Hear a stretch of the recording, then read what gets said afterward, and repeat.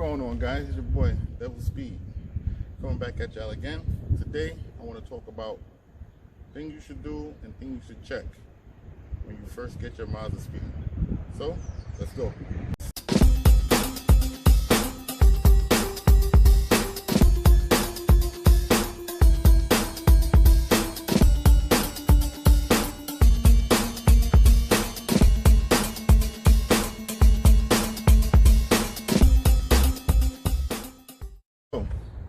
Just got your Mazdaspeed 3, 6, or hell, maybe even the CX-7. So today what we're going to talk about are things that you should address and check on to make sure the car is ready for the road, running healthy, and hopefully give you no issues in the future. So these are known issues that most Mazdaspeed owners know, but for a person just coming into the game, or you might be in the game and you might just not know. You don't do a lot of research. This video is here to help you out so you can get started the right way. So let's start with motor mounts. Right now we're looking at the Damon Motorsports passenger motor mount. So that's an upgraded motor mount that I bought. You don't have to get this one, but if you're looking for motor mounts, Damon Motorsports makes pretty good mounts. But this isn't the mount that you start with. Usually most people start with the rear motor mounts on the 3 and the 6s, because if you look at the material Mazda used for the bushings, it's really not that good, and those tend to go out first. And then, usually it's the passenger motor mount. Sometimes it could be both. Sometimes it could be all three. But apparently, the tranny mount that you can see here, usually the strongest of the three from my experience. I'm still on the stock tranny mount actually. I have a stock tranny mount with a cork sport insert I'm actually waiting to put in, but stock tranny mount's been holding up. Now, remember when upgrading mounts, if the mount is bad, either any of them, I would not go with like an aftermarket stock replacement, because those never tend to seem to hold up too well, unless you go to Mazda and buy OEM. But some people see a mount, let's say a passenger motor mount on eBay for like $40-$50, and then they put it on their car because you're on a budget and things, and next thing you know, a couple of months it's bad again. So no. So if you really want to go and stay OEM, then go to Mazda and buy OEM. But I would say, try and upgrade at least the rear motor mount, to let's say a Damon, or the JBR makes a good one for the rear. And as far as JBR goes, you get the lowest durometer, I believe it's 70. Damon Motorsports, I think they only make one, but it's usually comfortable. Passenger motor mount is actually where you'll start to really get some vibration. So this is where you got to be careful. So initially I had the JBR when I first did the passenger motor mount, and that vibrated like a son bitch. So I was recommended to the Matt Damon. Put the Matt Damon in, never look back. It's very, very mild vibrations, much better.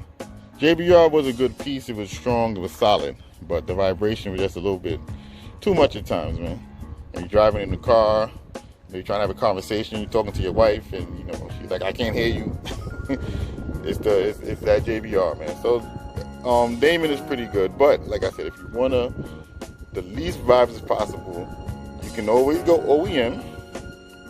But if you want to upgrade, because you plan on modifying your car a little bit, like most of us do, then you have options. I'll put the options up on the screen, that way you can see, because I'm not going to run down everybody, but I'll mention some names. AWR actually makes a trilogy mount kit, as does JBR, as does Matt Damon.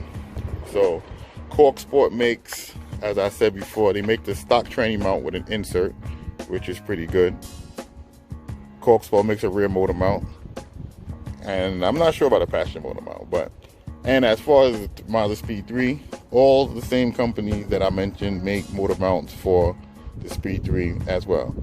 CX-7, I'm sure they do too. So let's move on. So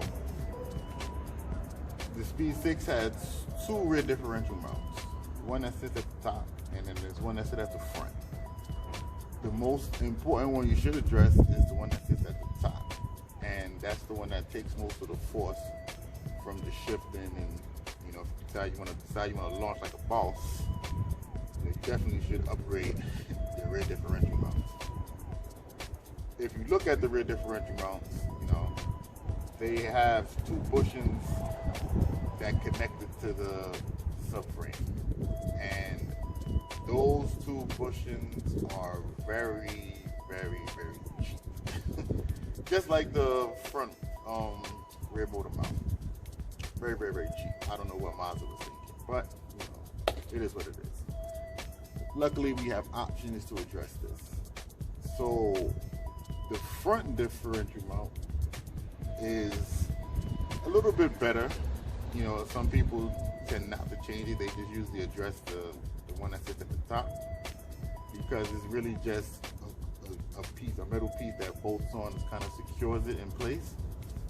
So, if it was me, I did both. That way you have peace of mind that the whole thing is, secure. But like I said, some people just do the top one and leave the front one stock. You could do that if you want, to your money. I would suggest just do both. Why not? You're already in there, you're paying for it, or you're going to do it yourself, take the time. You might as well get it done. There's only a select few companies that make the mounts, and I believe there's only two that makes both. I believe Shure, or they call Street Unit, they make both mounts. That's the ones I have from Shure. A lot of people have their qualms about Shure these days, but that's probably one of the best things that they made is these motor mounts, or these diff mounts, sorry. And I believe White Widow, which actually just acquired the patent from Turbine Tech, they make it. I don't even know if White Widow's still around, so if anybody knows, let me know. But they're the other company that made both. Now Cork Sport makes, the top differential mount, like I said, as the Shure Motorsports, as does White Widow. So they make all three of them make the top one, but like I said, the front one, only two of them make it. So just so you know, so you don't go looking around crazy. I would not suggest if your rear motor mount your rear diff mount goes bad, I don't suggest to go OEM, because OEM is trash. So that makes no sense to just go and replace an OEM. So when you do rear diff mount, upgrade it. That's my best advice. Okay, so let's talk turbo. As you can see there, that's where the turbo sits. When you buy the Mazdaspeed 306 or CX-7, they come with a stock KO4. The stock KO4s are known to fail, especially on the earlier model cars like the Gen 1 Mazdaspeed 3, Mazdaspeed 6, and the early CX-7s too.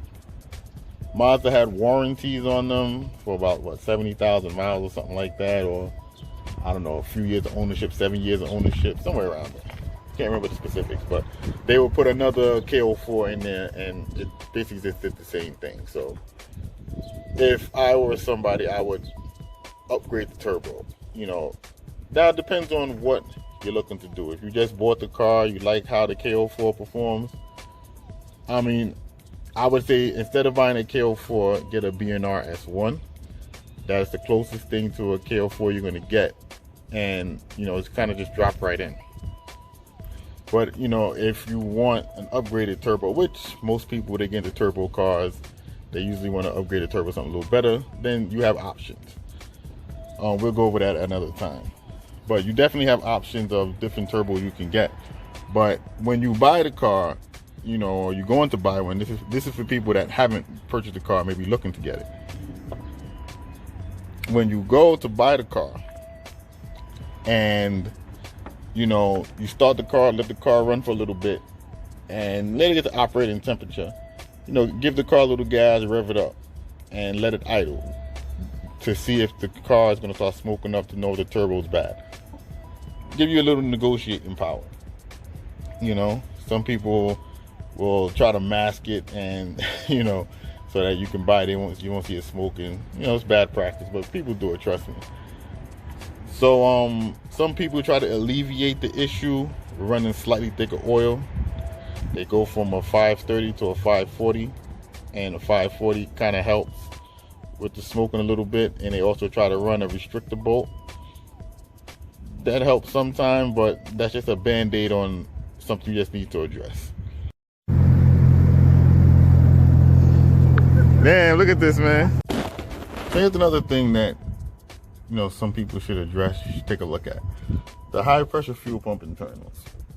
This is more for those that are looking to modify their cars at some point, and this is very important because the stock fuel pressure internals are known to fail at, you know, higher horsepower levels.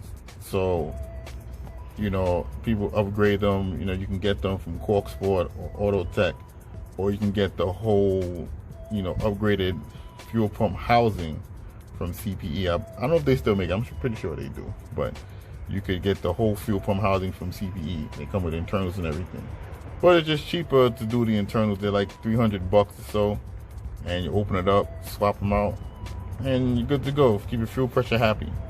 But like I said, that's not a first thing you should do, unless, like I said, if you decide you want to start tuning upgraded, then yes, you do that. But if you're just driving the car around, you know, you're a college student, or, you know, you're going to work and you just put around all day, then you don't got to worry about it right now. But I just wanted to put that out there, you know, for some of these guys that might not know. Okay, another thing we need to address here, VVT, right there. VVT be right around here. So the VVT now is a major thing you need to address. Major. And this is what a lot of people, you know, seem to sleep on. That's the variable valve timing actuator kit. So what's going to happen is, you know, on a cold start, you'll hear a little rattling sound or something coming from your engine. That's usually most likely what it is.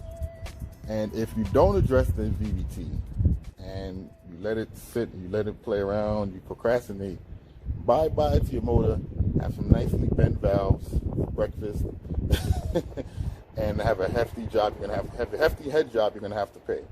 You don't want that. So when you go to buy your speed, right, what some slick people will do is they will have the car, they will start the car and they will let the car run and warm up, because when the car is warm, you won't really hear the VVT, you know, making noise. It's when it's cold is when you'll really hear it. So when you go to buy the car, make sure you tell the person you're buying it from, leave the car to sit overnight, because, you know, some people, they're selling the car, but they still might decide they might still drive the car to work. They still might drive the car. So you tell that person, don't start the car. I want the car on a cold start. That way you can hear that VVT and you really hear what it's doing. So if the VVT is bad, you know, that's some more negotiating power you have. And that's not a cheap job. And you must, and I repeat, you must take it to somebody that knows what they're doing and knows how to time this car properly. I've seen a lot of bad VVT jobs done. Trust me. So that's why I had to show you my face to show you how serious this is. But yeah, the VVT now needs to be done. So if you hear it making noise, you know, you hear it rattling, take care of it, address it. Don't go buy no eBay or no secondhand VVT kit either. OEM Mazda. You know, they have revised, Mazda had issues with the VVT and they actually revised them. So they're a little bit better now. So, you know, after about 60 to 100,000 miles, especially if your car has that, address that VVT. All right? Don't skimp on that. That's very important. Hope you guys enjoyed the video today. Found it informative. You know, see some things that you liked. Hopefully you learned a few things. So tune in for more good content. Catch you guys later.